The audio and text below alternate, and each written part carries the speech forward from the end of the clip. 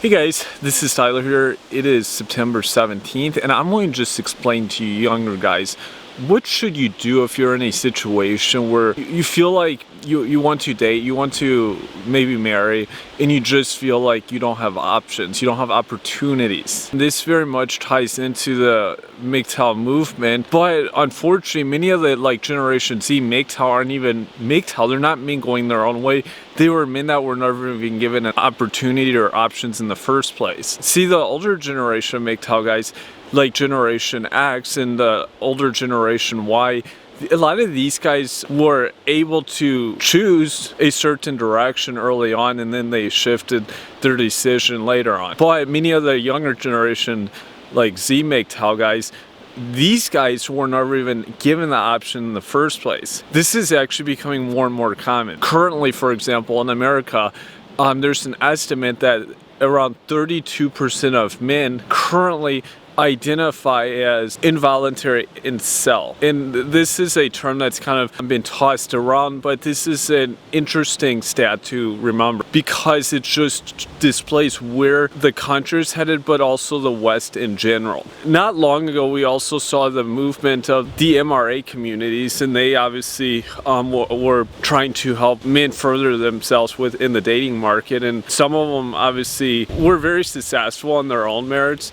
and made other guys successful, but other guys don't really benefit much from this. And I think the younger generation, like Generation Z, I don't even think a lot of these particular efforts have much influence on the current dating market. I think it's evolved a lot with online options and online dating. It's totally changed the game here. It's frustrated more guys than ever before. And this isn't just in America and Canada, this is also in Western Europe. This is here in Estonia and other Western countries that this is just reached basically a tipping point here. My first recommendation to guys is go where you're treated best. There's a well-known YouTuber, Nomad Capitalist, Andrew Henderson is the guy's name, and he tells men to go where you're treated best. Don't stay where you feel like you're being mistreated.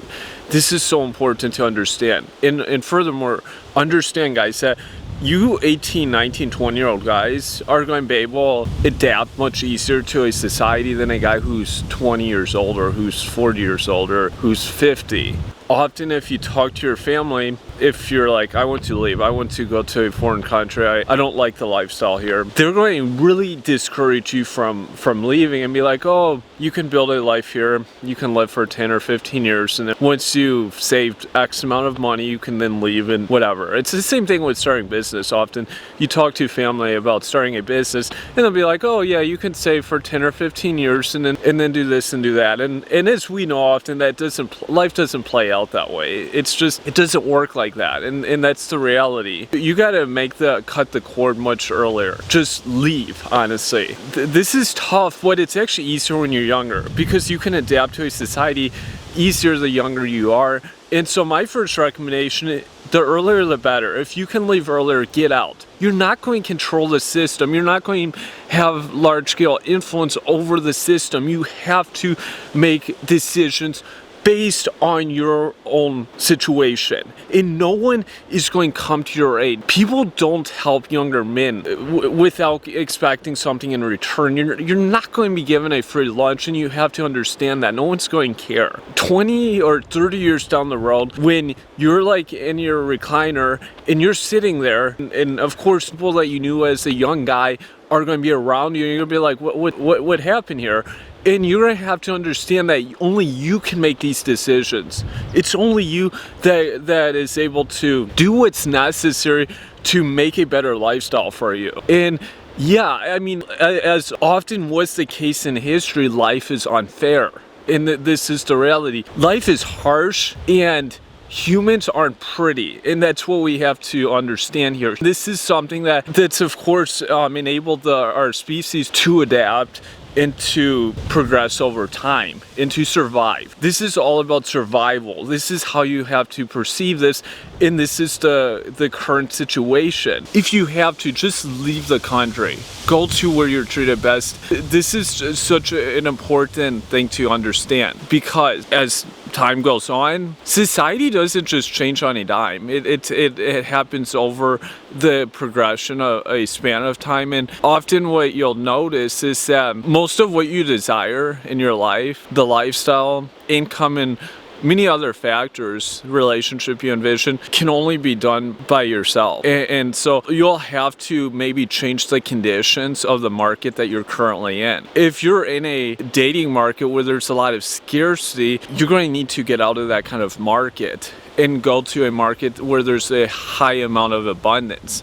And for some of us guys, that's places like Russia, Ukraine, Belarus, where there's many options available, and it's kind of the inverse or flip side of places like America and Canada, where it seems like women have an abundance of options and guys have this kind of, it's this feast or famine mode, if you've ever heard this, that the top 1.01% of men have ridiculous amount of options for dating and possibly marriage, and then the bottom, like at least 80%, have hardly anything. Now we go over to Russia, Ukraine, Belarus, and it's often the inverse. Not to the same degree though. Men still have to really showcase themselves and prove themselves, but there's certainly more options for even a guy who's in the top 30% of the population there. Top 20%, it really starts to go up.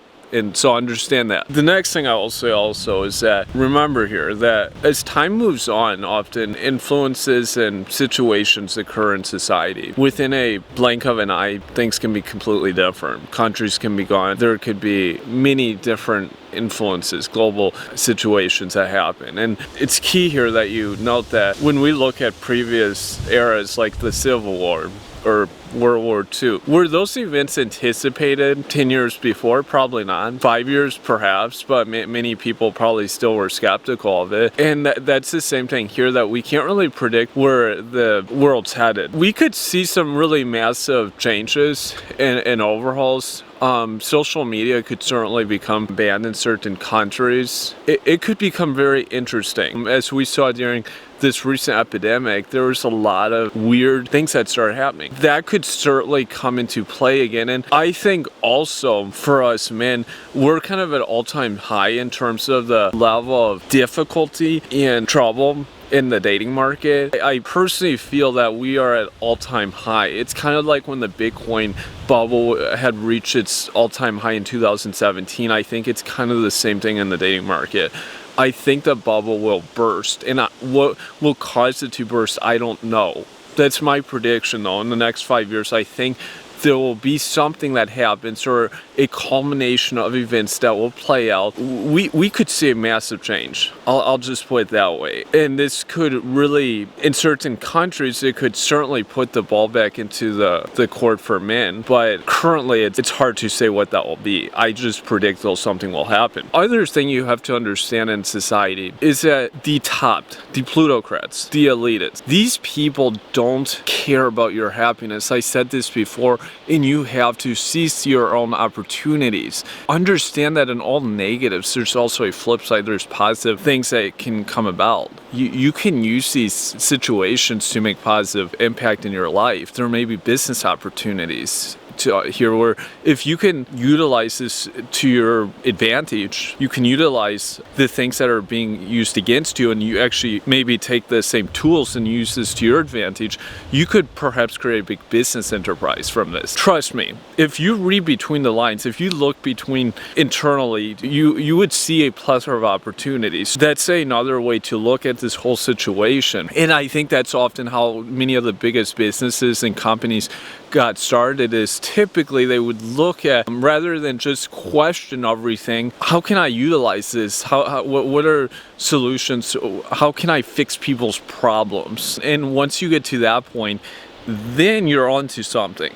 And also understand that when you start solving people's problems, you typically get paid, and you could potentially become very well. From this, of course, you would also attract many quality women. So understand there's really different ways of looking at a situation. I think that's really key here to understand. You can't let negative energy eat up at you, because many younger guys I myself was culpable to this. We would let negative energy eat up at us rather than use this to power productivity, to make things happen or make stuff. I mean, you can use this extra negative energy and power yourself and make greatness. You can find potential business opportunities, products or services.